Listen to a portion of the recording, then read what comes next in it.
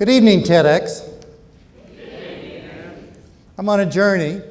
I've been on the journey seriously for the last 16 years. I want to bring you into that journey because we're all heading somewhere new. Where we're heading, we don't know. As a gentleman looking into the scene might be thinking, what we've built, I'm going to use a technical term here, sucks. And it does. We can do better than this. So what would he like to see? And by the way, he's standing in Disney World. That's not a real place. It's a place of the heart, but it is not real. What he would perhaps like to see is a place where children are happy, people grow older in place and enjoy it, where people socialize and they are very happy. Now, how do we get that? It's a very simple concept. We build for walkability around the human footprint. We also build in livability, and we have different ideas what that is about.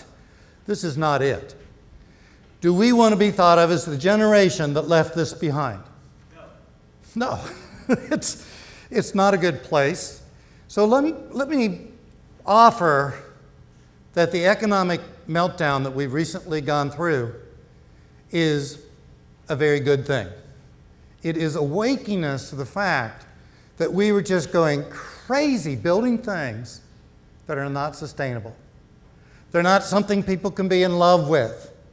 And so it really comes down to a simple notion, and we can see it best when we're in a place like Los Angeles, is we can either build our cities for our cars and for traffic, or we can build them for our people. If we build them for our people, we're not going to have as much traffic because we can walk places, bike places, or drive short distances to places.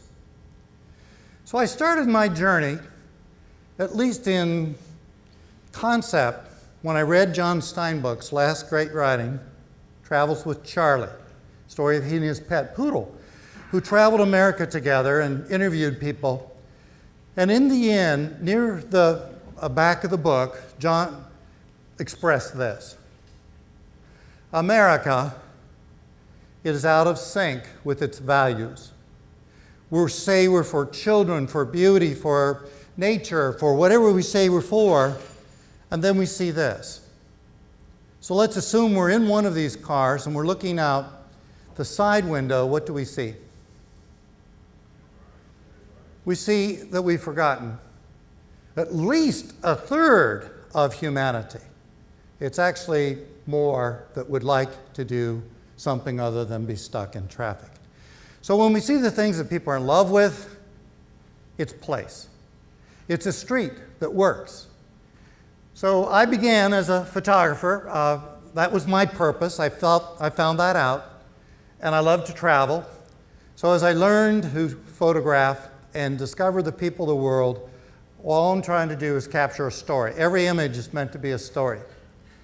And over time, with all of my travels, I was labeled bicycling's dreamer. And really, my goal is to tell enough stories to bring enough change that we stop building things we don't love and don't care about and don't even want to defend, and start building things that are much simpler, that we didn't have enough money, for example, in Guanajuato, Mexico, to tear down. By the way, where are the cars? They're all underground. They built a way for cars to travel through the old silver mines. Now that's green. That's circulating something that's meaningful. So as we go through a series of images here this evening, I think it's going to be important to say that every road that we redefine and create as place will add value to all adjacent land. And that's the future of our nation, is not ever to spend a dime to make something uglier. Instead, to just imagine if we're in West Lafayette, Indiana, what could we do with this? Take away a lot of the asphalt, provide something like this. We dropped Santa Cruz, California, by the way, on West Lafayette.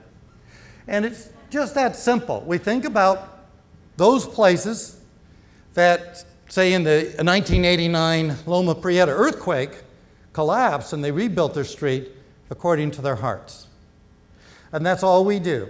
So I'm going to have a pretend game here. Let's all assume, all of us, it's the 1400s. Can everybody pretend you're in the 1400s? Is this a correct analysis of our solar system, folks? Am I right about this? This is what our solar system looks like, right? But what if we invent higher mathematics? And along comes Galileo, Copernicus, and others, and they say, you know, this can't be. So they give us this new vision of what the solar system is. Well, today we know that's right. But now, let's go to today. Am I correct about this? Really, truly, the economy, our mobility, our freedom, our expressions of doing anything we want, anytime we want, this is the correct picture. What if I propose that's not right? I will be ostracized, but that's what I'm doing. I'm basically saying everything is based around the human being, the human foot, the simplicity. Anything that we want to be green is greener if we think about providing for everybody. Now, many, many years ago, perhaps most in the 50s, we were told the more we drive, the cheaper it would get. What we were really doing, though, was becoming addicted. Addicted to oil. Addicted to something that has a finite life and resource. A couple of people refused to do that, so even they have a backup plan. So the question is, what is our backup plan? And we have many, of course, but the big one, if we don't want to be stuck in traffic more and more and paying huge costs for infrastructure we're not maintaining, then we need more walking, we need more biking, we need more active transportation, greater resources for health. This is a statement that was made when we were only looking for a silver bullet. How do we keep traffic moving in Los Angeles? But today, coming out of the same profession, is a realization, just build villages. And to me, a village is a neighborhood. And each neighborhood has to have a mix of uses and parks and all kinds of places where people can live most of the hours of their day, if not days of the week, in their own neighborhood and get to know more people, things like that. Jane Jacobs, clear back in 1961, gave us even more sound advice by saying that we were trying to chase after some fairly simple solutions, just trying to keep the car moving. But if we really understood, then we would realize that we had to understand the complexity of cities. So we take a scene, not a very good place to walk. We can add in the sidewalks, the crossings, the trees, but something else is missing before people will walk. We have to have houses watch over the park. And again, these are very simple things, and our great-grandparents and many generations before always knew these things. So let's take Humboldt himself, one of the first great explorers who now the Humboldt Current is named after him. And I think he sets the tone that we have to go forward with, is that if we are to be happy, it's going to depend more on how we meet the events than on the nature of those events themselves. And I'll think about that with declining oil reserves, with the huge changes we're going to continue to see in our economy and everything else. We need to find a new way to be happy. And it has to be very different. And what I'll offer is that it's going to be a simpler lifestyle, a healthier lifestyle, but one where we get to know more people and we feel much better about the process. Now, here's one of the big reasons why this will be the case. Every time there's been a hiccup in the cost of oil, we've had a low point for the economy.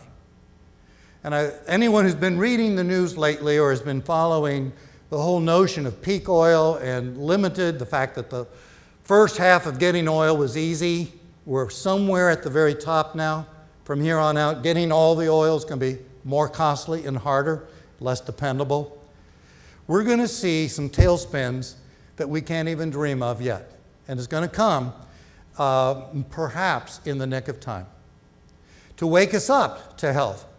So I'm going to propose we measure something different than gross national product. We're the envy of the world for gross national product. But the lower line is the one I think we're going to have to start to watch. It's happiness.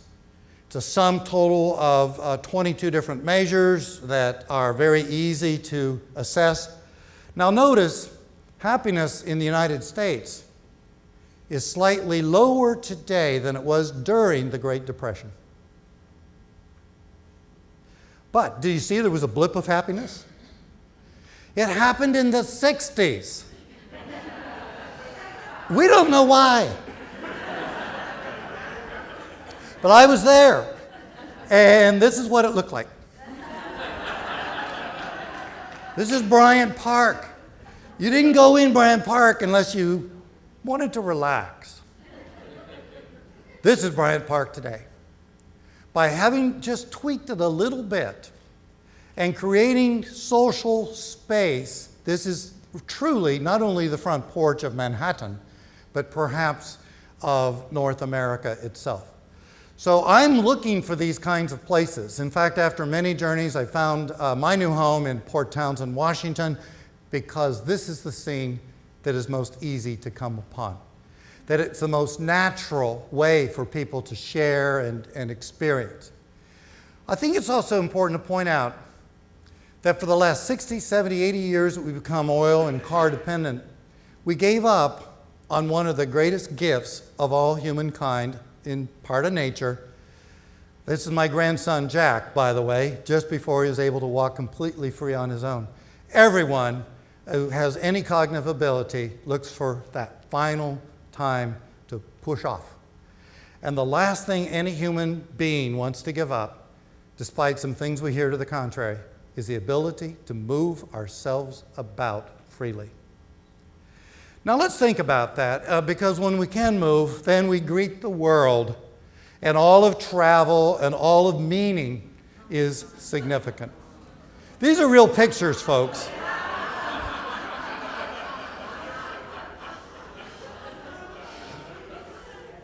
But this is really where we should be heading. How do we give every child that gift of freedom, that mobility, that charge to go forward? So that's what I do. I've gotten pretty well known for leading walking audits, leading them in all parts of the country, in all kinds of weather. Some folks say that Albert Lee, when we launched the project there, the temperatures were in the very, very low -30s. I say, well, with the wind chill, it was in the -90s. We could blow bubbles and they'd break when we burst.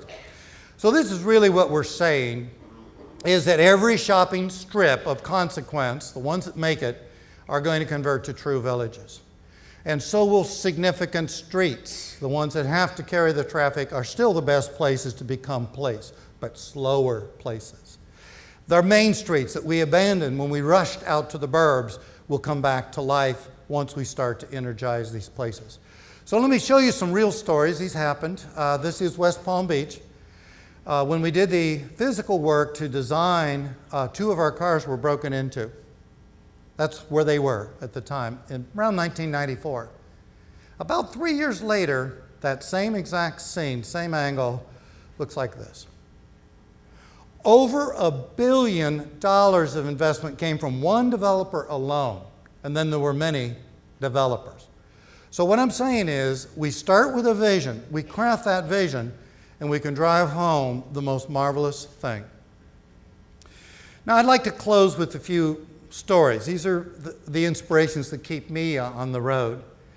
One day I was driving through an area of Central California in the mountains and came upon this group, and I photographed them and went up to hear their stories.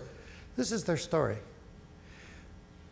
They couldn't get the county to fix the road any longer. And then the Postal Service wouldn't deliver their mail. So they formed a nonprofit group. And once they did, and corrected their road, they couldn't stop. Every weekend they're out looking for another trail to build, something. They're building through that social equity and the social capital, and they're becoming the right tribe, as Dan Buettner tells us. And they will live longer than most people because they care about things. Now, one day when I started the process of helping people discover their values, what the things they cared about, I was being driven down this road in Captiva Island in Florida, and I saw all these white balloons. I couldn't help but ask, why are these white balloons here? And they said, Dan, those balloons are here for you. Those people want the trail. I said, is there more to this story? And they said, yes. On Monday, when the public works director came down, all of the balloons were black. It was a 50-50 split, what I call a totally polarized community. So I said, well, I can't help you, but I can have you help yourselves. So I asked for 12 people that were on all sides of the issue to come together. We'd train them how to be planners. It's a pretty simple thing to become a planner, to plan your own neighborhood. And they did, and they got a 99% involvement rate of the island. And they got a 96% approval to go forward. That's what happens when people start to build something that they are going to see the results of themselves. The woman holding the tin can has a wonderful story. She's from Jamaica, recent immigrant to the United States, and very sadly, a child was killed on the street in front of her house in traffic. She grabbed the tin can that you see, and she walked door to door until it was totally full of money, $2,500. She walked it down to a foundation, then asked the foundation if they could match it. They did. And then the two of them went to the city hall and got the city to match it again. Now they're up to $10,000. And then a member of the city council who knew me said, Dan, can you match it? I said, yes, we can. So I came in, built them a plan, worked with the neighborhood to build the plan. That's the only kind of plan that will stick. I just recently heard that they've now been granted $800,000 to fix the streets in their community, and it was all because one citizen understood that she could make the difference. I think it's important to point out that everything we do that gets people around tables and talking to one another is far superior than people going to a meeting and screaming and shouting at one another. This is really, truly where we're going to find our common ground in America. And the more people work around the table and they start to do the drawings, the better the designs become. It's important for us to then see how we might use a photomorphosis process to show people stages. You start with the street. You add value to the street. And as you do this and you green it up, then you get one investor at a time, and sometimes it'll be several years between investments, and certainly in this economy it will be, but eventually this street becomes packed with human life. We've reclaimed an area. People have the ability to walk in from a quarter of a mile. And here's the really interesting result. When we do this, all homes, going back as far as the human foot will walk, go up in value 10, 20, 30, 40, 50%. We've got some cases where they've gone up $150,000 per house for the first year after the treatment, and then went up from there. So I'd like to close with a couple of ideas and share with me the results. Which United States president believed in placemaking? We don't think of the person for this, we think of them for something else. Abraham Lincoln. Which United States president laid out Alexandria, Virginia, beautifully lined? George Washington, of course. He lived up on Mount Vernon, right? How many years of design school did George go to? None. He used common sense. And which United States president felt that the democracy itself rests on an informed public? Thomas Jefferson.